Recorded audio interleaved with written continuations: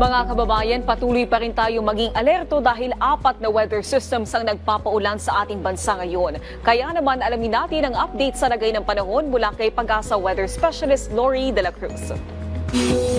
Magandang tanghali sa lahat ng ating mga kababayan. Ngayon nga po ay nakaka-apekto pa rin ng shear line sa extreme northern Luzon. Nagdudulot pa rin ito ng maulap na papawari na may mga kalat-kalat na pagulan at isolated o pulong-pulong mga pagkidlat pagkulog sa Batanes at Babuyan Island. Samantala, ang East Belize ay nakaka-apekto pa rin sa malaking bahagi ng ating bansa at nagdudulot din po ito ng maulap na papawari na may mga pag-ulan sa Bicol Region, Romblon at halos buong Kabisayaan.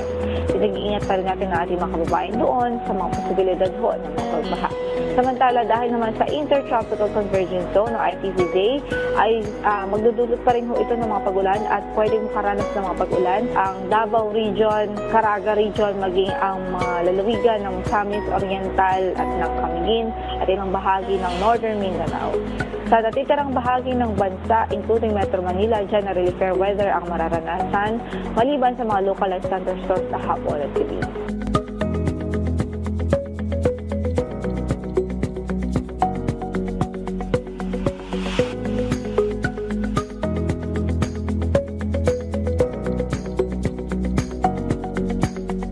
Samantala, yung LPA po na nasa labas ng ating area of responsibility, huling nakita sa layong 370 kilometers hilagang kanluran ng Pag-asa Island, Kalayaan, at nasa labas naman po ito ng PAR at not likely na o mas baba ng chance na pumasok ito ng ating area of responsibility. So papalayo po ito at wala po itong threat sa anong bahagi na rin bansa.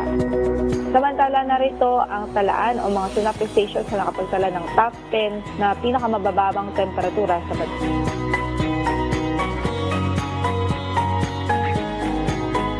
Ngayon din narito ang update sa lagay ng ating mga dam.